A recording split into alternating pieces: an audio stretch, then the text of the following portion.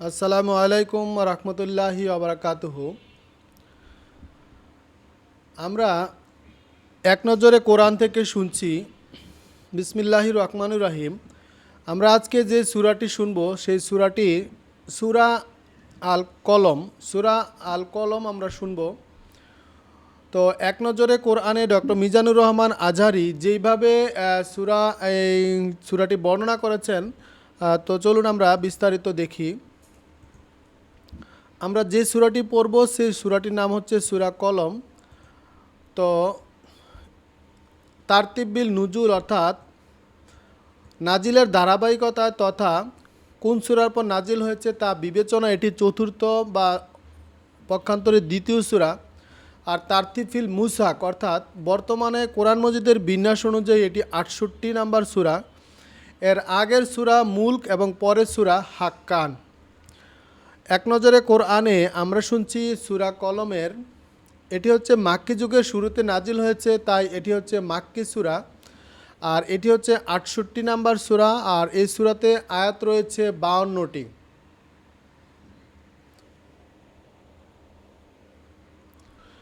তো এই এই কলম নামের যে রহস্য রয়েছে, নামের রহস্য হচ্ছে কলম শব্দের অর্থ হচ্ছে লিখবার উপকরণ, যেটা হচ্ছে কলম। সূরার ১ নম্বর আয়াতে শব্দটি ব্যবহার করা হয়েছে, সেখান থেকে সূরাটির নামকরণ করা হয়েছে কলম। মেজর থিম হচ্ছে এখানে ৩টি মেজর থিমের কথা বর্ণনা করা হয়েছে। ১ নম্বরে হচ্ছে আল্লাহর অবাধ্যদের খেয়াল খুশির সামনে নতি স্বীকার করা যাবে না। ২ নম্বর হচ্ছে দুনিয়াতে কাফিরদেরকে ছাড় দেওয়ার কারণ বর্ণনা করা হয়েছে এখানে। ৩ নম্বর হচ্ছে ইউনুস আলাইসাল্লাম এর জীবন থেকে ধৈর্যের শিক্ষা নেওয়ার কথা বলা হয়েছে। তো আল কোরআনে আমরা শুনছি কোরআন শরীফের এক নজরে কোরআন থেকে সূরা কলমের শানে নজুল। তো এইখানে সূরার শুরু এবং শেষের যে সম্পর্ক রয়েছে, সূরাটির শুরুতে আল্লাহ তাআলা নবীজিকে স্পষ্ট ভাষায় বলেছেন, তোমরা রবের দয়ায় তুমি পাগল নও। কোরআনের কথা বলায় তবু যারা তাকে পাগল মনে করে তারা নিঃসন্দেহে কাফির। আর সেই বিষয়টি উঠে এসেছে সূরাটির শেষে। আর তারা কাফিরদেরকে বলে কোনো সন্দেহ নেই এবং ও একটা পাগল। অন্য সূরার সাথে যে সম্পর্ক রয়েছে, এক নজরে কোরআনে সূরা কলমের যে অন্য সূরার সাথে যে কী সম্পর্ক রয়েছে সেটি যদি আমরা দেখি, এই সূরার আগের সূরা হচ্ছে সূরা মুলক, যা শেষ করা হয়েছে কাফিরদেরকে সতর্কবাণী শুনিয়ে। অতএব তোমরা অচিরেই জানতে পারবে কারা স্পষ্ট ভুলের মধ্যে পড়ে আছে। সূরা কলম ও শুরু করা হয়েছে তাদের উদ্দেশ্যে সতর্ক বার্তা জানানোর মাধ্যমে। সুতরাং তুমি শীঘ্রই দেখবে আর তারাও দেখতে পাবে। তো সূরা কলমের যে শানে নজুল রয়েছে, আমরা যদি সেই শানে নজুল দেখি, আল্লাহ রাসূল সাল্লাল্লাহু আলাইহি সাল্লাম মক্কার মুশরিকদেরকে দিনের পর দিন দাওয়াত দিতে যাচ্ছেন, কিন্তু তাদের মতিগতির তেমন কোনো পরিবর্তন দেখাই যাচ্ছে না। নবীজি বারবার তাদেরকে দাওয়াত দেন আর তারাও বরাবরের মতো উপেক্ষা করে থাকে। অবশ্যই মুহাম্মদ সাল্লাল্লাহু আলাইহি সাল্লাম যে আল্লাহর পক্ষ থেকে এসেছেন এই ব্যাপারে ওদের বিন্দুমাত্র সন্দেহ ছিল না। কিন্তু এক আল্লাহকে রব হিসাবে মেনে নিলে তার কথা মতো চলতে হবে। এখন আর খামখেয়ালি করে জীবন পার করা যাবে না। তাই শত সাবধানকারী কানে না তুলে তারা তাদের মতোই চলতে লাগলো আর নিজেদেরকে এই বলে বুঝ দিতে লাগলো, ভালো লোকদের যা হবে তোমাদেরও তাই হবে, অত মাথা ঘামানোর দরকার কি। পাশাপাশি ওরা রাসূলদের বিরোধিতা শুরু করতে লাগলো। কেউ যাতে তার কাছে না গেছে সবসময় সেই চেষ্টাই করত। মানুষের কাছে বলতে লাগলো, মুহাম্মদ পাগল হয়ে গেছে, নাউজুবিল্লাহ, তার ধারে কাছেও যেও না। আর এই পরিস্থিতিতে মানুষ হিসেবে নবীজির মনে কষ্ট লাগাটাই হচ্ছে স্বাভাবিক। তাই এই সূরাটি নাজিল করে আল্লাহ নিজেই সাক্ষ্য দিলেন নবীজি পাগল নন। সেই সাথে এই হুঁশিয়ারিও দিলেন, সত্যিকারের পাগল কে তা শীঘ্রই টের পাবে। আর তোমাদের পরিণতি কাদের মতো হবে সেটা দেখার জন্য আর কয়টা দিন সবুর করো। তো আমরা শুনছি সূরা কলমে এক নজরে কোরআনের যে সেগমেন্ট রয়েছে এখানে 3টি সেগমেন্টে ভাগ করা হয়েছে। এক নম্বরে বলা হয়েছে মহান চরিত্র। সূরাটির শুরুতেই আল্লাহ তার রাসূলের মহান চরিত্র তুলে ধরেছেন। তুমি পাগল নও, তোমার জীবনাচরণ জীবন জীবনাচরণও অত্যন্ত মহান। সম্পদ এবং সন্তান সম্পর্কে বর্ণনা করা হয়েছে এখানে। প্রচুর ধন সম্পদ আর সন্তান সন্ততি কাফিরদেরকে অহংকারী করে তোলে, অথচ বিপদের সময় এগুলোর কিছুই তাদের কাজে আসবে না। কোরআনের প্রকৃতি সম্পর্কে বলা হচ্ছে সূরা শেষে আল্লাহ কোরআনের বৈশিষ্ট্য তুলে ধরেন, আর তা হলো এই কোরআনকে কাফিররা সহ্য করতে পারে না। তো এখানে ফজিলত সম্পর্কে বর্ণনা করা হয়েছে সূরা কলম মুফাসসাল সূরাগুলোর অন্তর্ভুক্ত।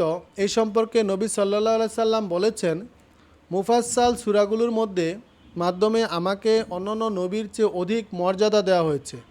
আহমেদ আল মুসনাদ ১৬,৯৮২ নম্বর আয়াতে বলা হয়েছে, কজ অ্যান্ড ইফেক্ট, অর্থাৎ দুনিয়ার নামাজে দাঁড়িয়ে আল্লাহর সামনে নত না হলে কিয়ামতের দিন আল্লাহকে সেজদা করার সৌভাগ্য হবে না।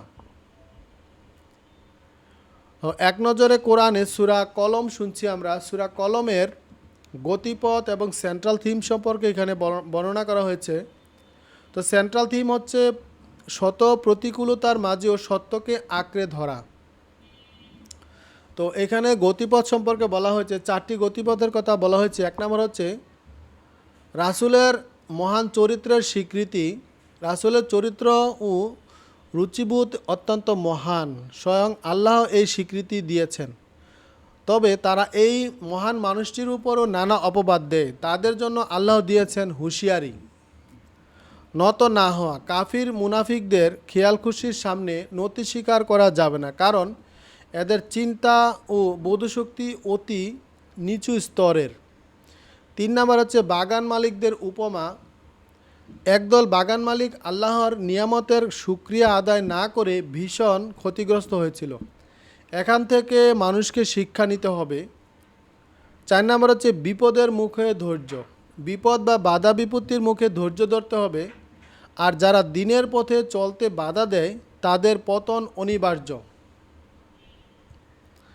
তো ওভারভিউ সম্পর্কে বর্ণনা করা হয়েছে, অর্থাৎ এই সূরার যে আয়াতগুলো রয়েছে, যে 52টি আয়াত রয়েছে, 52টি আয়াতের শানে নজুল অর্থাৎ ওভারভিউ সম্পর্কে বর্ণনা করা হয়েছে। রাসূল সাল্লাল্লাহু আলাইহি সাল্লামের সুউচ্চ মর্যাদার ঘোষণা দেওয়া হয়েছে 1 থেকে 7 নম্বর আয়াতে।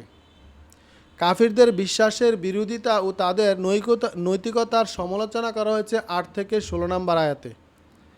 বাগান মালিকদের কাহিনী বর্ণিত হয়েছে 17 থেকে 33 নম্বর আয়াতে।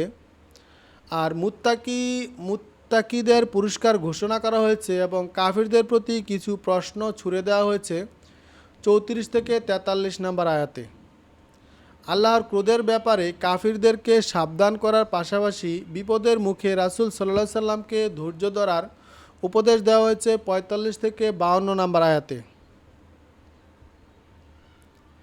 সূরা কলমে এক নজরে কোরআনে এখানে কেস স্টাডি রয়েছে। তো এই কেস স্টাডি সম্পর্কে বর্ণনা করা হয়েছে এইভাবে, তোমার জীবনাচরণ অত্যন্ত মহান। মুহাম্মদ সাল্লাল্লাহু আলাইহি সাল্লামকে উদ্দেশ্য করে আল্লাহর এই মন্তব্যটি করেন। এটি এই সূরার 4 নম্বর আয়াত। সারা বিশ্বের অধিপতি তার একজন বান্দার চারিত্রিক সার্টিফিকেট নিজেই দিচ্ছেন, তাহলে তার ব্যাপারে এই মন্তব্যটি করা হচ্ছে। সেটা মানুষটা আসলেই কতটা মহান, কিন্তু দুঃখজনক বিষয় হচ্ছে কতগুলো অজ্ঞ লোক এই মানুষটিকে নিয়ে কটূক্তি করে যেন পৈশাচিক আনন্দ পায়। তার ব্যাপারে অহেতুক মিথ্যা ও কুরুচিপূর্ণ বয়ান তৈরি করতে এদের বিবেক একটু বাধে না। ওরা জানে মুসলিমদের কাছে তাদের নবী নিজের জীবনের চাইতেও বেশি প্রিয়। রাসূলের অপমান তারা কোনোভাবেই মেনে নিতে পারে না, আর এই সুযোগটিকে কাজে লাগান সেই মূর্খের দল। উদ্দেশ্য একটাই, সত্যিকারের মুমিনদেরকে কষ্ট দেওয়া। সে সকল অজ্ঞদের এই আয়াতটি দেখা উচিত। তাদের জানা উচিত তারা যতই লম্পজম্প করুক, এতে রাসূলের সম্মান বাড়বে ছাড়া কমবে না।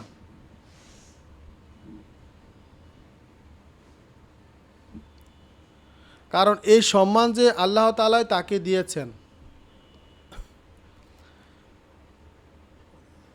রিফ্লেকশন বা তাদাব্বুর, সূরার শুরুতে কলমের শপথ করা হয়েছে, আর কোরআনে যেসব বিষয়ে শপথ করা হয়েছে সেগুলো রয়েছে একটা বিশেষ গুরুত্ব ও মর্যাদা। এই কলম দিয়ে পবিত্র কোরআন লেখা হয়। কোরআনের পয়গাম ছড়িয়ে দেওয়া হয় বিশ্বের আনাচে কানাচে, এবং এই জন্য আল্লাহ তাআলা কলমের কসম করলেন, এর গুরুত্ব তুলে ধরলেন মানুষের কাছে। সুতরাং কলম ব্যবহারে সাবধানী হতে হবে। কলম দিয়ে আলো ফেরি করা যায়, অন্ধকারও ছড়ানো যায়। আল্লাহ আপনাকে দুনিয়ার বুকে সেই স্বাধীনতাটুকু দিয়েছেন, কিন্তু বেলা ফুরালে আপনার কলম থেকে বের হওয়া প্রতিটি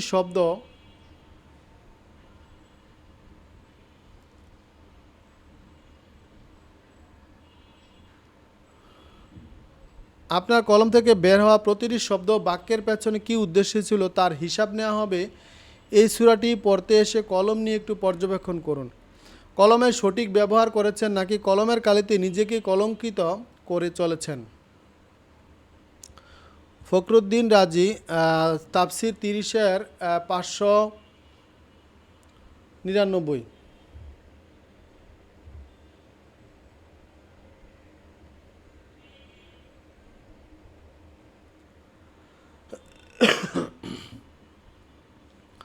এ সূরা 17 থেকে 32 নম্বর আয়াতে আরও বলা হয়েছে,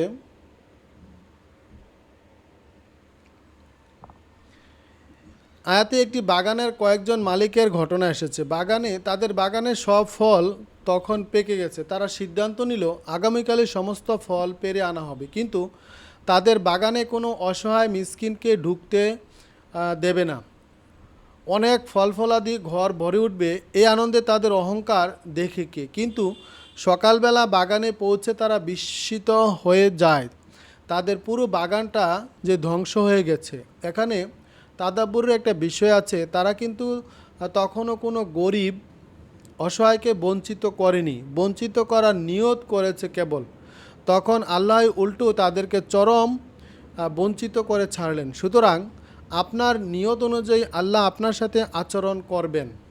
বুখারী শরীফের 1, তাবরানি 5942, বাইহাকি ও শুআবুল ইমান 6859।